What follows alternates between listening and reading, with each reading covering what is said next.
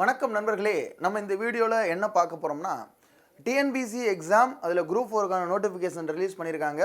June மாதம் 9ஆம் தேதி எக்ஸாம் அனௌன்ஸ் பண்ணிட்டாங்க. ஜூன் மாதம் 9ஆம் தேதி எக்ஸாம் இருக்க போகுது.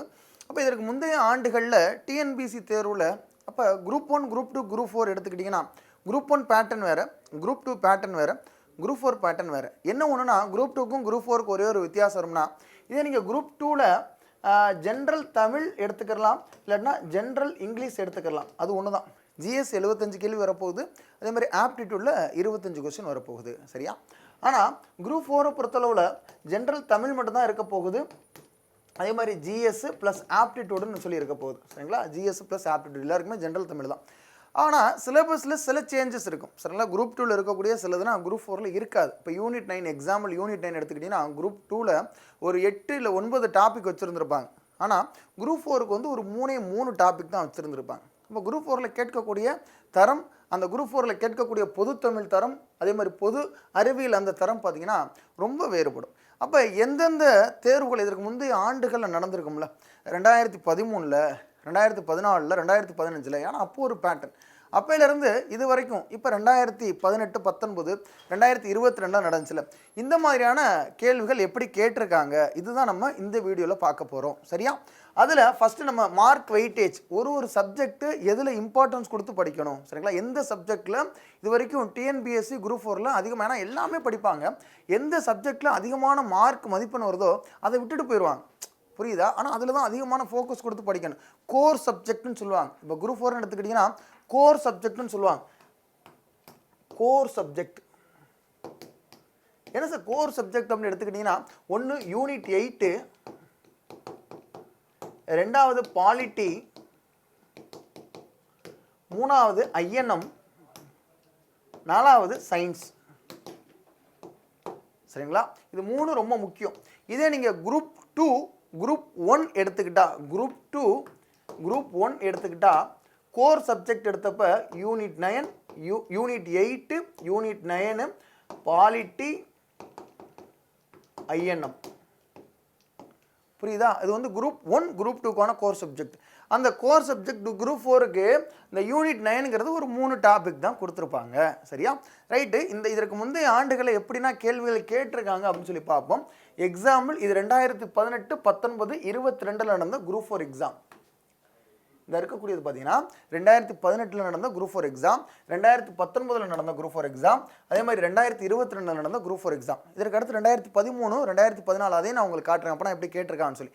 என்ன ஒன்றுனா 2018, 2019 யூனிட் 8, யூனிட் 9 அப்படி இல்லை, கொண்டு வரல. சரிங்களா? 2021 தான் கொண்டு வந்தாங்க. 2021 தான் பார்த்தீங்கன்னா யூனிட் 8 அப்படின்னு சொல்லுவாங்க. அது என்ன யூனிட் 8னா, ஒன்றும் இல்லை, நிறைய பேர் என்னென்னா யூனிட் 8னாவே என்னென்னு தெரியாமல் இருக்கும். இதை 3 பார்ட்டாக பிரிப்பாங்க. யூனிட் 8 3 பார்ட்டாக பிரிப்பாங்க. அதில் ஃபஸ்ட்டு பார்ட் பார்த்தீங்கன்னா சங்கம் லிட்ரேச்சர்னு சொல்லக்கூடியது. சங்கம் லிட்ரேச்சர், சங்க இலக்கியம் சொல்லக்கூடியது தான். சரிங்களா? First part. செகண்ட் பார்ட் என்ன அப்படின்னு சொல்லி பார்த்தீங்கன்னா திருக்குறள். திருக்குறள். சரிங்களா? திருக்குறளில் ஒரு 25 அதிகாரம் கொடுத்துருப்பாங்க, அதுலேருந்து கேட்பாங்க. மூணாவது பார்ட் என்னன்னா தமிழ்நாடு ஹிஸ்ட்ரி. தமிழ்நாடு ஹிஸ்ட்ரி, தமிழக அரசியல் சுதந்திர போராட்ட வரலாறுன்னு சொல்லக்கூடியது.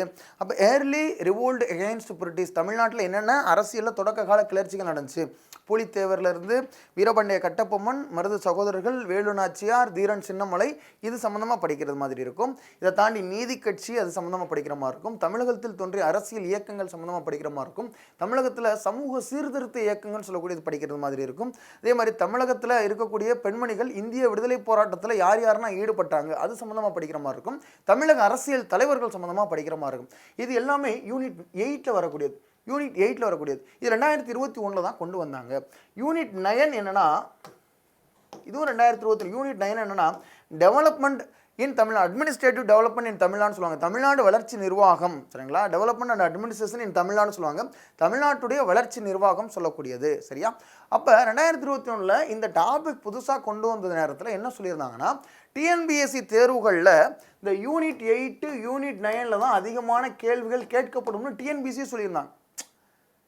அப்போ ஒரு கொஸ்டின் எடுத்துக்கிட்டிங்கன்னா அதிக கேள்விகள் நீங்கள் அதற்கப்புறம் நீங்கள் 2021 அப்புறம் டிஎன்பிசி நடத்தின எல்லா தேர்வு எந்த தேர்வு எடுத்து பார்த்தாலும் யூனிட் 8ல் இப்போ குரூப் 4 எடுத்துக்கிட்டால் யூனிட் 8ல் அதிகமான கேள்வி. ஒரே ஒரு எக்ஸாம் நடந்துச்சு 2021 அப்புறம் குரூப் 1ல் குரூப் 1 நடந்தது. குரூப் 1ல் ரெண்டு குரூப் 1 நடந்தது. அந்த ரெண்டு குரூப் 1லுமே யூனிட் 8ல் தான் அதிகமான கேள்விகள் கேட்டாங்க.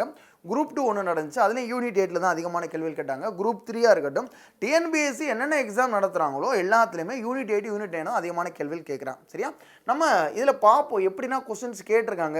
ஏன்னா அப்போ யூனிட் 8 யூனிட் 9 கிடையாது. இது 2018 எடுத்துக்கிட்டிங்கன்னா சயின்ஸில் 17 இருக்குது, 2019 19 இருக்குது சயின்ஸில். ஆனால் 2022 10 குறைஞ்சிருச்சு. சயின்ஸ் கொஸ்டின் பார்த்தீங்கன்னா 10 கொஸ்டினாக குறைஞ்சிருச்சு. Current affairs 19 question. எப்போவுமே கரண்ட் அஃபேர்ஸு அப்போனா அதிகமாக கேட்பாங்க. அப்போனா பார்த்தீங்கன்னா கரண்ட் அஃபேர்ஸ் அதிகமாக கேட்பாங்க.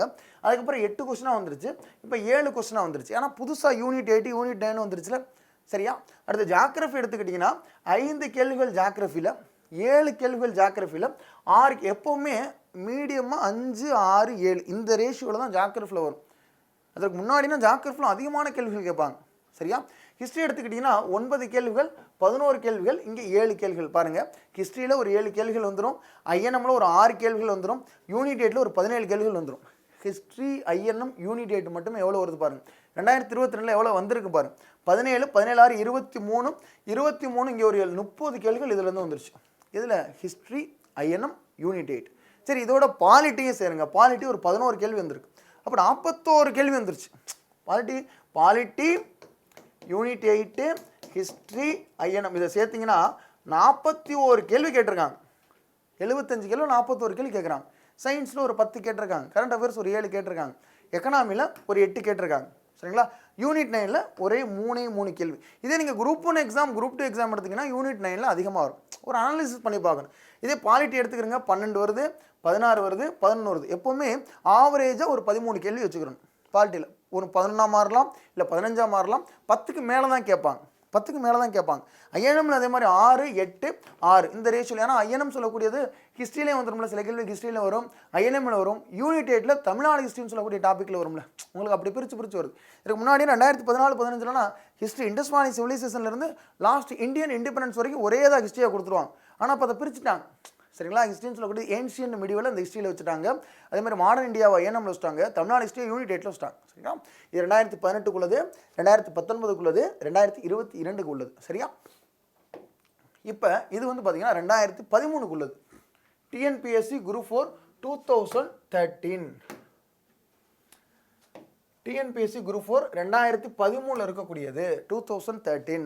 சரிங்களா, இதில் எவ்வளோ கேள்வி கேட்டிருக்காங்க? மொத்தம் ஒரு 75 கேள்வி ஜிஎஸ் இருக்குது. அவங்களுக்கு நான் ஒரு மேப்பாகவே சார்ட் மாதிரியே போட்டு கொண்டு வந்திருக்கேன் பாருங்கள். என்னமா இருக்குது பாருங்கள். ஹிஸ்ட்ரியில் தான் அதிகமான கேள்வி கேட்டிருக்காங்க. எதனால் ஹிஸ்ட்ரியில் அதிகமான கேள்வி கேட்டிருக்காங்கன்னா, அப்போ நான் சொன்னது தான். சரிங்களா, இண்டஸ் வேலி சிவிலைசேஷன்லேருந்து இந்தியன் இண்டிபெண்டன்ஸ் வரைக்கும் பார்த்தீங்கன்னா இதிலே வந்துடும் 18 கேள்வி கேட்டிருக்காங்க. சரியா, சயின்ஸில் 15, அப்போனா யூனிட் 8 யூனிட் 9 கிடையாது. சரிங்களா, ஜாகிரஃபியில் 13 கேள்வி கேட்டிருக்காங்க, பாலிட்டியில் 12 கேள்வி கேட்டிருக்காங்க. ஹிஸ்ட்ரியில் மொத்தமாக படிச்சிருவாங்க 18 கேள்வி, சயின்ஸில் 15, ஜாகிரஃபி 13, பாலிட்டியில் 12, எக்கனாமியில் 9 கேட்டிருக்காங்க, கரண்ட் அஃபேர்ஸில் 8.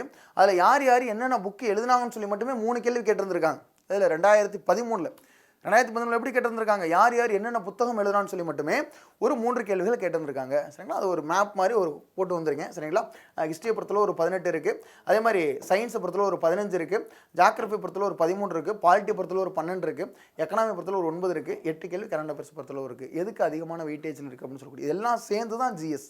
இது எல்லாம் நீங்கள் படித்தா தான் அப்போ வந்து போஸ்டிங் போயிருப்பாங்க. சரியா, ரைட். அப்போ குரூப் 4க்கு தனியாக நடத்துனாங்க, விஓவுக்கு தனியாக நடத்துனாங்க. விஓவுக்கு எக்ஸாம் தனியாக நடத்தும் பொழுது விஓஓ அட்மினிஸ்ட்ரேஷன் ரிலேட்டடாக ஒரு 15-18 கேள்விகள் கேட்பாங்க. சரியா,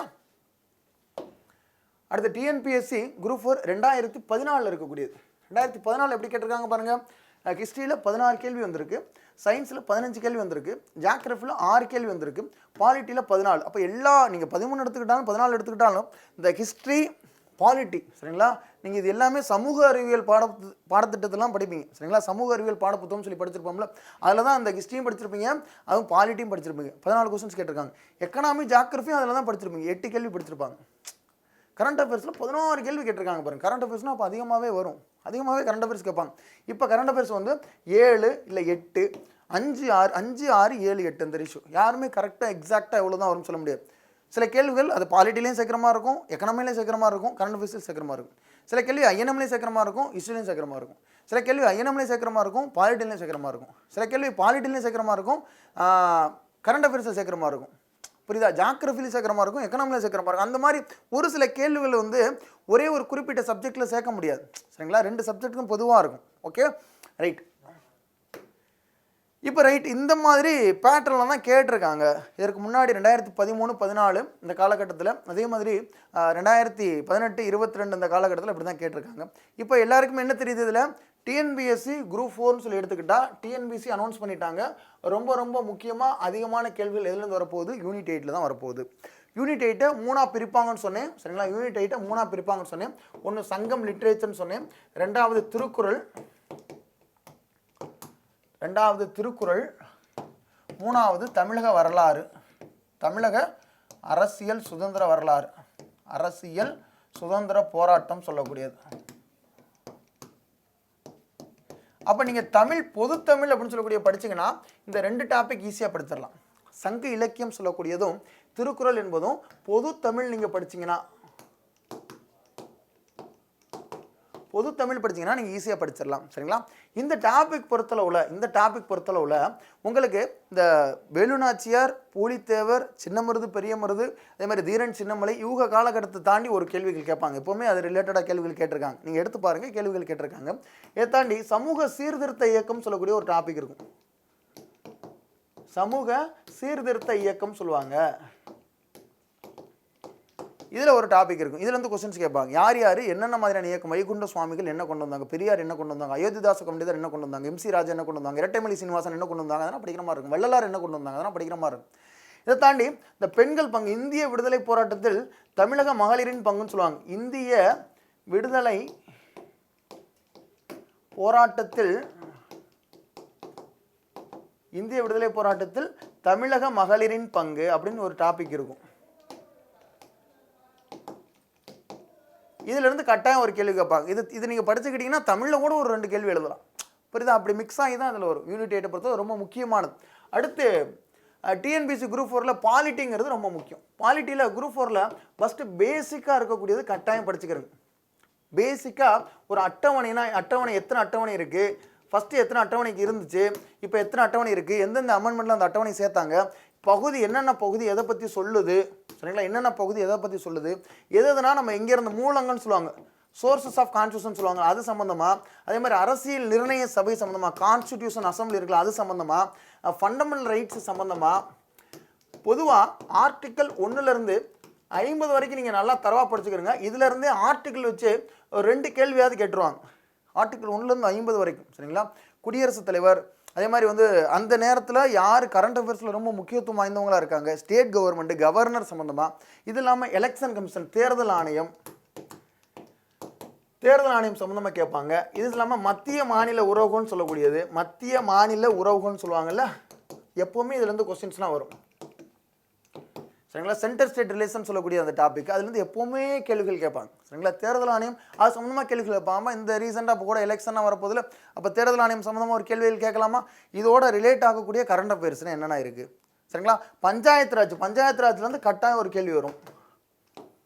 பஞ்சாயத்து ராஜ் அந்த சின்ன டாபிக் தான். அதுலேருந்தும் டிபிஎஸ்பின்னு சொல்லக்கூடிய டாபிக் கட்டாயம் 100% இந்த சின்ன டாபிக் ரெண்டுமே இதுலேருந்து கட்டாயம் ஒரு கேள்வி கேட்பாங்க. டிபிஎஸ்பிலேருந்து இந்த பஞ்சாயத்து ராஜ்லேருந்து அதுக்கு தகுந்தாப்புல நீங்கள் ப்ரிப்பேர் பண்ணணும். சரியா? அதுக்கு தகுந்தாப்புல, ஏன்னா அதெல்லாம் கோர் சப்ஜெக்ட். யூனிட் 8, அடுத்து பாலிட்டின்னு சொல்லக்கூடியது, அடுத்து 3ஆவதாக இருக்கக்கூடியது ஐஎன்எம். சரிங்களா? ஐஎன்எம் பொறுத்தவரை நீங்கள் ஃபஸ்ட்டு இயர்ஸ் ரொம்ப முக்கியம். இயர்ஸை வச்சு பேஸ் பண்ணியே கொஸ்டின்ஸ் கேட்பாங்க. எந்தெந்த இயரில் 1857 1857 1947 வரைக்கும் முக்கியமான காலகட்டம், என்னென்ன காலகட்டத்தில் என்னென்ன நடந்துச்சுன்னு சொல்லி படிக்கணும். அடுத்து காங்கிரஸ் செஷன் எங்கெங்கே நடந்துச்சு, அதுக்கு யார் தலைமை தாங்கன்னா முக்கியமான காங்கிரஸ் செஷனாக எது அப்படின்னு சொல்லி படிக்கிற மாதிரி இருக்கும். அதே ஐஎன்எம்ல சோசியல் ரிஃபார்ம் மூவ்மெண்ட் சொல்லக்கூடியது. சரிங்களா? சமூக சீர்திருத்த இயக்கம் இந்திய அளவில். சரிங்களா? ராஜாராம் மோகன் ராய், தயானந்த சரஸ்வதி, ஆத்மராங் பாண்டுரங்கன்னு சொல்லக்கூடியதான இருக்குல்ல, அவங்க சம்மந்தமாக படிக்கிற மாதிரி இருக்கும். சரிங்களா? அவங்க சம்மந்தமாக படிக்கிற மாதிரி இருக்கும். அதே மாதிரி லீடர்ஸ் சம்மந்தமாக கேட்பாங்க கேள்வி. லீடர்ஸ் சம்மந்தமாக காந்தி, அம்பேத்கர், அதே மாதிரி நேரு, இவங்க சம்மந்தமான கேள்விகள் கேட்பாங்க. சரிங்களா. எக்ஸாக்டாக 1925லேருந்து 1935 வரைக்குமே ஏகப்பட்டது அந்த இடத்துல உங்களுக்கு நடந்திருக்கும். இந்த ஐஎன்எம்ல தமிழ்நாடோடு எதுனா ரிலேட் ஆயிருக்கு சரிங்களா. இப்போ வந்து நான் கோஆப்ரேஷன் மூவ்மெண்ட், ஒத்துழையாமை இயக்கமாக இருக்கட்டும், சிவில் டிஸ்ஒபீடியன் மூவ்மெண்ட்டாக இருக்கட்டும், சட்டமறுப்பு இயக்கமாக இருக்கட்டும், குயிட் இண்டியா மூவ்மெண்ட்டாக இருக்கட்டும், வெள்ளையனே வெளியேறுன்னு சொல்லக்கூடிய இது சம்மந்தமாக கேள்விகள் கேட்பாங்க சரிங்களா. அதே மாதிரி இந்த செஷன்ஸ், காங்கிரஸ் செஷன்ஸ் அது சம்மந்தமாக கேள்விகள் கேட்பாங்க. ஓகேவா. இதெல்லாம் ஐஎன்எம்ல ரொம்ப முக்கியமாக நீங்கள் ரிவிஷன் பண்ணிக்கிறணும். அடுத்து சயின்ஸ் எடுத்துக்கிட்டிங்கன்னா, டிஎன்பிஎஸ்சி குரூப் 4க்கு சயின்ஸ் எடுத்துக்கிட்டிங்கன்னா ரொம்ப முக்கியமானது. அதில் ரொம்ப முக்கியமான டாபிக்ஸ் வரை இப்போ ஃபிசிக்ஸு, கெமிஸ்ட்ரி, அடுத்து பயாலஜி இருக்குல்ல, எல்லாரும் ஃபுல்லாக ஸ்கூல் புத்தகத்தை ஃபுல்லாக படிச்சுக்கிட்டு இருப்பாங்க. இதில் ரொம்ப எப்போவுமே அதிகமாக கேள்வி கேட்குறது இப்போ ஃபிசிக்ஸ் கெமிஸ்ட்ரியில் ஃபஸ்ட்டு என்ன கொடுத்துருக்காங்க சிலபஸ், அதை பாருங்க. சிலபஸ் என்ன கொடுத்துருக்காங்க, அதை தாண்டி இதில் ப்ரீவியஸ் கொஸ்டின் பேப்பர் என்ன இருக்குது, இதில் ப்ரீவியஸ் கொஸ்டின் பேப்பர் ஃபிசிக்ஸில் என்ன வந்திருக்கு, கெமிஸ்ட்ரியில் என்ன வந்திருக்கு, பயாலஜியில் என்ன வந்திருக்கு. அதிகமான கேள்விகள் எப்போ கேட்பாங்கன்னா ஜுவாலஜி டாபிக் இருக்குல்ல, ஜுவாலஜியில் கேட்பாங்க. எக்ஸாக்டாக பார்த்தீங்கன்னா டிசீஸ்ன்னு சொல்லக்கூடிய ஒரு டாபிக் இருக்குது, நோய்கள் இருக்குல்ல, அது சம்மந்தமாக பாக்டீரியா டிசீஸா, வைரஸ் டிசீஸா, ஃபங்கி டிசீஸா, புரோட்டோசோவா டிசீஸா அப்படின்னு சொல்லக்கூடியது கேட்பாங்க. டிசீஸ் சம்மந்தமாக கேட்பாங்க சரிங்களா. இதை தாண்டி பிளட் அண்ட் பிளட் சர்க்குலேஷன் சொல்லக்கூடியது இதில் கேட்பாங்க. இதை தாண்டி எண்டோக்ரைன் கிளாண்ட்ஸ்னு சொல்லுவாங்க, நிணநீர் முடிச்சுக்கன்னு சொல்லுவாங்க, அந்த கிளாண்ட்ஸ் சம்மந்தமாக கேட்பாங்க. ஹெல்த் அது சம்மந்தமாக கேட்பாங்க. ஹெல்த் அண்ட் ஹைஜீன் சொல்லக்கூடிய டாப்பிக்லேருந்து கேட்பாங்க. ரொம்ப ரொம்ப முக்கியம் எக்காலஜி என்விரான்மெண்டல் சொல்லக்கூடிய டாபிக். எக்காலஜி என்விரான்மெண்ட்னு சொல்லக்கூடிய ஒரு டாபிக் சரிங்களா. பயோடைவர்சிட்டி அது கண்டிப்பாக கேள்வி கேட்பாங்க. எக்காலஜி என்விரான்மெண்ட் ரிலேட்டடாக குரூப் 1லேயே கேள்விகள் கேட்குறாங்க, குரூப் 2லேயே கேள்வி இது எல்லாமே இருக்காது. அதிகமான இம்பார்ட்டன்ஸ் இதில் தான் கொடுத்து கேட்பாங்க. அதிக இம்பார்ட்டன்ஸு இதில் தான் கொடுத்து கேட்பாங்க. ஜெனட்டிக்ஸ் அப்படின்னு சொல்லக்கூடிய ஜெனட்டிக்ஸ், அந்த டிசீஸ்லாம் என்னென்ன வருது, ஜெனட்டிக்ஸ்னு சொல்லக்கூடிய டாபிக் படிச்சிருப்பாங்க, ஜெனட்டிக்ஸ் அந்த டாபிக்கு சரிங்களா. இது எல்லாமே வந்து பார்த்தீங்கன்னா இந்த பயாலஜியில் ரொம்ப முக்கியம். ஃபிசிக்ஸ் கெமிஸ்ட்ரியில் முக்கியமான விதிகள்னு சொல்லக்கூடிய படிங்க. ப்ரீவியஸ் கொஸ்டின் பேப்பர் என்ன கேட்டிருக்காங்க, ப்ரீவியஸ் கொஸ்டின் பேப்பர் என்ன கொடுத்துருக்காங்க அப்படின்னு சொல்லக்கூடிய படிக்கிற மாதிரி இருக்கும் சரிங்களா. சயின்ஸை பொறுத்தவரை இதுதான் பார்த்தீங்கன்னா கோர் சப்ஜெக்ட் உங்களுக்கு யூனிட் 8 பாலிட்டி ஐஎன்எம் சயின்ஸ். இதை நல்லா ரிவிஷன் பண்ணிக்கிறணும், திரும்ப திரும்ப நீங்கள் ரிவிஷன் பண்ணிக்கிறோம் சரியா. இந்த வீடியோவில் நீங்கள் என்ன பார்த்துருப்பீங்க, இதற்கு முந்தைய ஆண்டுகளில் குரூப் 4 எக்ஸாமில் ஒரு சப்ஜெக்ட் வாரியாக எப்படின்னா கேள்விகள் கேட்டிருக்காங்க, எந்த சப்ஜெக்ட்டுக்கு அதிக இம்பார்ட்டன்ஸ் கொடுத்துருக்காங்க, எந்த சப்ஜெக்டில் அதிகமான கேள்வி வந்திருக்கு, எந்த சப்ஜெக்டில் குறைந்த அளவில் கேள்வி வந்திருக்கு, அப்போ நம்ம எந்த சப்ஜெக்ட்டுக்கு முக்கியத்துவம் கொடுத்து படிக்கணும், எந்த சப்ஜெக்டை நல்லா திரும்ப திரும்ப திரும்ப திரும்ப ரிவைஸ் பண்ணி படிக்கணும் அப்படின்னு சொல்லி நீங்கள் இந்த வீடியோவில் பார்த்துருப்பீங்க. இதே போன்று மற்றும் ஒரு வீடியோவில் சந்திக்கலாம். நன்றி, வணக்கம், வாழ்க வளமுடன், நன்றி.